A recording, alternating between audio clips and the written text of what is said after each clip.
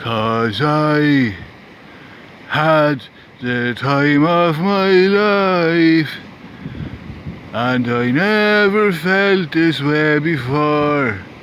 Yes, I swear it's so true, and I owe it all to you. Da da da da da da da da da da da da da da da da da da da da. I've been feeling la la la la la la la something something. Just hold my hand, I think you'll understand the way to go. Just remember, you're the one thing I love in my life. Something something la la la la la la, because I've had the time of my life, and I owe it all to you. How's it going, everyone? Did you like that intro? I'm just trying out new intros. I thought that might be a cool one to do. I hope you said well, lads. I hope you said doing alright in the live chat and you aren't fighting. Do you know? This is going to be kind of a long one, lads. I'm here at the canal. I'm down at the canal here. You can see, you might not think it's a canal because like it's a lot bigger than a canal, and like, you know, the water's blue and you've got waves and all that, but that's the way the canal is today, lads. You know, it's the way it is. Like, could be global warming, you know, it could be the flat earth effect. You know, I made the canal flatter and wider, you know. A little bit windy here as well, so you'll just have to put up with it and show up with it, you know. Oh God, I'm just after putting my hand on a thistle there. I'll show you what I'm after putting my hand on. See there? That was a woeful pain in my hand, and it made me nearly fall off because I'm sitting on the ledge here, do you know, and it's made of that kind of rock that breaks up easily, do you know. So you can see like it's quite a drop down there to the rocks. Like, I'd say you're talking about 25 feet, maybe 30 feet drop down onto the rocks. And you know, if that happens, it's game over. It's game over. Like, best case scenario, you'd be one of those one of those people, one of those vegetables, you know, that can't move their arms and they can't move their legs, you know. That'd be the best case scenario, and that wouldn't be good, you know. And the worst case scenario, I suppose, would be that you'd be dead, you know. Yeah, so guys, I've lots to tell you. Like this, I got into a scrap. It was a few weeks ago. I was outside the chipper. Now it's a bit of a long-winded story, so I hope you've got the time to listen to it. Yeah, like I've been out on the lash. I was out on my own, like Billy no mates, you know. And I went to one pub, I got hammered, and they kind of turfed me out of that pub. Then I went to another pub, and then they kind of said, "No, you're being aggressive and you're being a bit contrary, and you're trying to start fights with customers. So, you know, move along." So like then I went to a disco bar, and I started on the shots. Then, you know, kind of went in my head. Then I went to a nightclub. Just about got into the nightclub, and I was in there about 5 minutes, and then I got kicked out by the bouncers, you know. So I know, like, you know, I've been drinking a good bit, like, so I kind of felt hungry, and I said I'll go down to the chipper and get an old quarter pounder with cheese, you know. That should make me feel better tomorrow. Then, you know, the hangover won't be as bad. So in I went anyway to the chipper, and there was another fella there, like, he was a little weedy fella, you know. I don't know how old he was, maybe he was like 24 or 25, you know. And you know, as I say, he's about 5'2", like, and I'm 6'5", so I wasn't intimidated by him, you know. And like he wasn't passing any remarks to me, and I wasn't really passing any remarks on him, but he hadn't ordered because he was messing around with his phone, like, so I went up to the counter and I says, get us a quarter pounder with cheese there, please. And very mannerly I said please. And then he came up and he ordered. He says, I want a quarter pounder, and he didn't say please, So alarm bells kind of went off when he didn't say please. I said maybe this guy's not nice. Now we had to wait then for the food to come, and the woman came up then. She took quarter pounders and she handed me mine, and then she handed the little fella, the little man, his. And there were quarter pounders to go. There was no seating in the place. It was just a counter. So when I got outside anyway, I opened up my quarter pounder and I went to take a bite over. But I looked for it beforehand, and there was no cheese in it. And I says to myself, because your man is after getting my quarter pounder. He's after getting my quarter pounder, and I have his quarter pounder. So he was walking down the street and I let her show him. I said, hey. And he turned around and he was taking a bite out of me burger, He says, what's wrong? I says, hold your horses there, I says. You've got my hamburger. You've got me quarter pounder with cheese. And he told me to fuck off. Now, I didn't take kindly to that, and I went over to him. I said, look, I'm giving you 4 seconds to hand me back me burger and I give you yours. And I says, I took a bite out of his burger. I said, just so that we're square, we've both taken a bite out of each other's burgers. And he told me to fuck off again. So this time I says, right, I gave you a chance. I says, I'm going to count to 3, 1, 2, 3. And he's still fucking eyeballing me. So I lash out of the box, and then he boxed me back. And then I boxed him a few times, and he boxed me a few times. And then we were rolling around, we were rolling around in the puddles. We were rolling around in the puddles.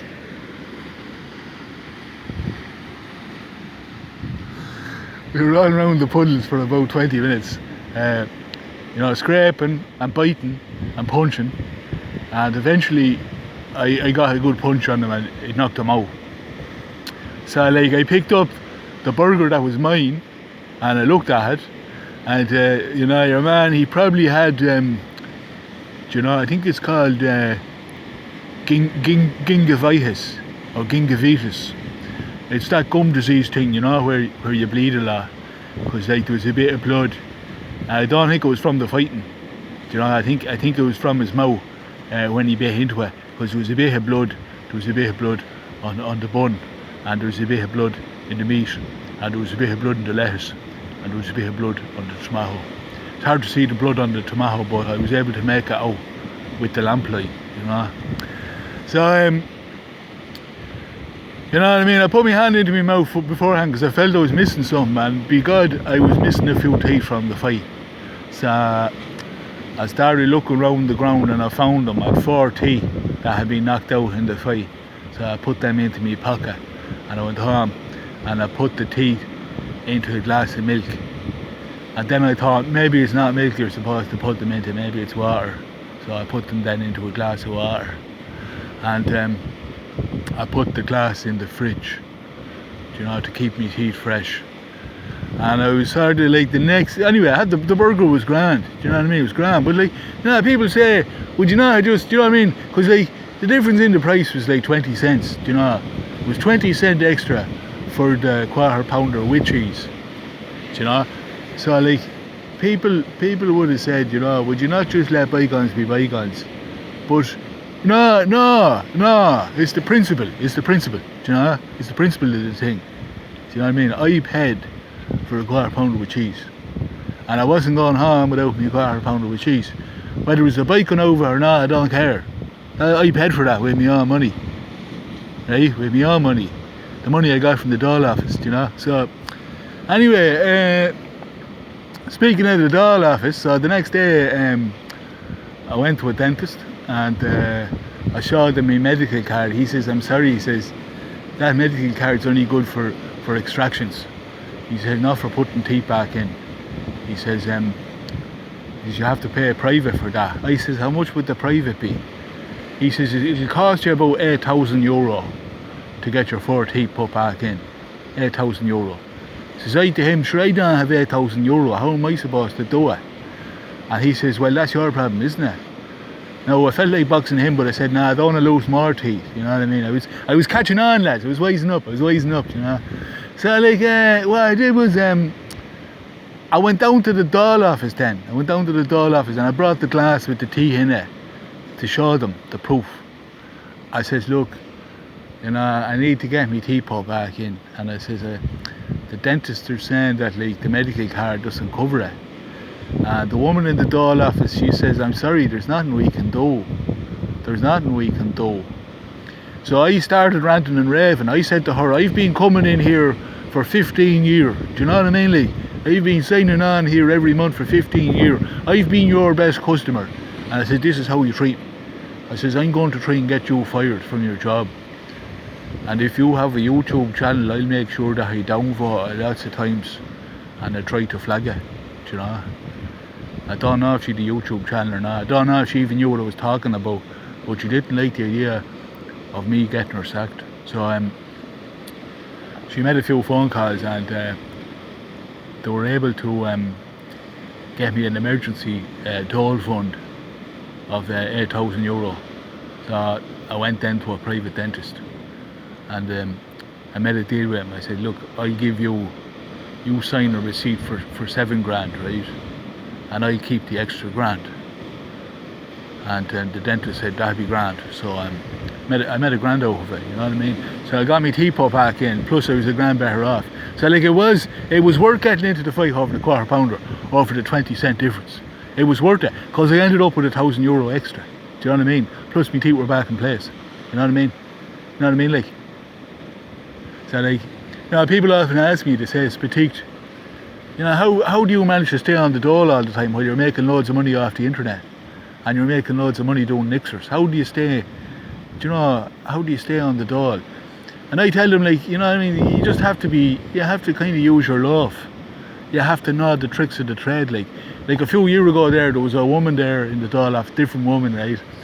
And she started acting all sort of stroppy with me, you know. She says, listen here, you've been on the Dáil for 12 years and we've little jobs here that you could do. One of them is gardening at an old folks home. You'd be doing a bit of gardening. And you know what I did? I pretended to faint. That's what I did. As soon as she said that, I pretended to faint in the office. So I let myself drop like a sack of spuds onto the floor. And then she had to call an ambulance. Do you know what I mean? And like, she never asked me after that. Or no one in the Dáil office, they never asked me again about, you know, doing a bit of work, like, you know. Because, like, you know, like, if work was in the bed, I'd sleep on the floor. By the way, I've been sleeping on the floor for the last 2 months because I don't want to make me bed, you know what I mean? Don't want to make me bed. So, like, you know, if there's work in the bed, I sleep on the floor, you know? Yeah, it's going, like, you just have to know all the tricks of the trade. Do you know what I mean? And, like, if you want advice how to stay on the Dáil, you know, send me an email and, do you know what I mean? I'll call around to you, we'll have a cup of tea and you throw me €50 and I'll tell you a few of the tricks you can pull. Do you know, the fainting one's not the only trick I have up my sleeve, do you know? And no, but in fairness, like, the people at Dáil office, like, they do like me because why else would they keep me on for the last 15 years, do you know? So yeah, there was more I wanted to talk about, lads, but yeah, oh yeah, I forgot about this. It turned out the guy that I bet up outside the chipper, it turned out he'd a double-barrelled surname. His double-barrelled surname was Ward McDonough, and I didn't know about it. Like, he'd 15 brothers, he'd 54 cousins, he'd a load of uncles, and his 2 grandfathers were alive as well. And I got the crap beaten out of me, like, the next day. I didn't lose any more teeth, in fairness, you know what I mean? I didn't lose any more teeth, but yeah, I got badly beaten up. So, like, if you're going to beat someone up outside the chipper, find out first if they're a traveller, if they're from the travelling community, you know. Because if they're tinkers, you know, like, you know, even if the guy's only a little fella and you feel great beating the crap out of him, like, you don't know, like, if he's a tinker or not. And if he's a tinker, like, you know, the whole clan, the whole tinker clan, like, get involved, like, you know. Grandfathers, uncles, cousins, the lot. You know, they don't believe in fighting one-on-one. Do you know what I mean? They don't believe in it. It's not part of their culture. They prefer fighting loads of them on one person. Do you know that? So, like, be careful about that. Be careful about that. Let me just gather my mind here before I give you the outro. This might take a while because I'm sort of trying to think, you know, trying to think.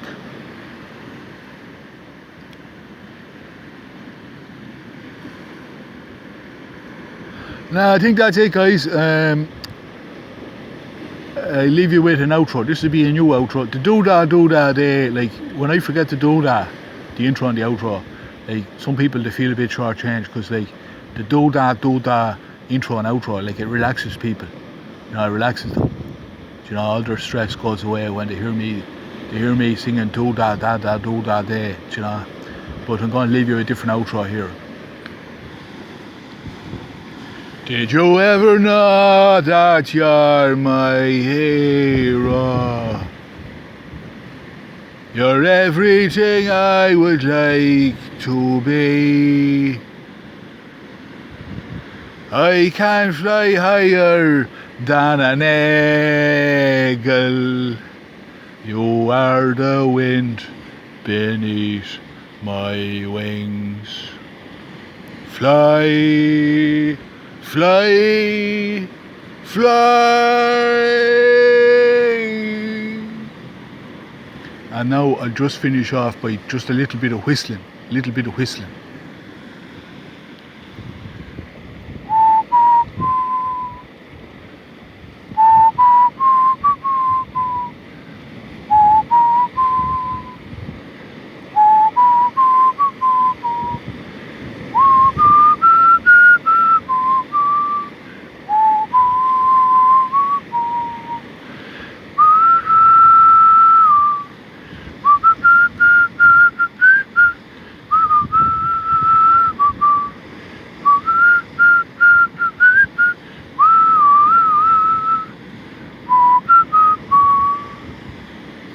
By the way, does anyone know where Gorky Park is? Does anyone know where Gorky Park is? If you know where Gorky Park is, let me know, will you? Because I can't find it on Google Maps. Gorky Park. Yeah, Gorky Park.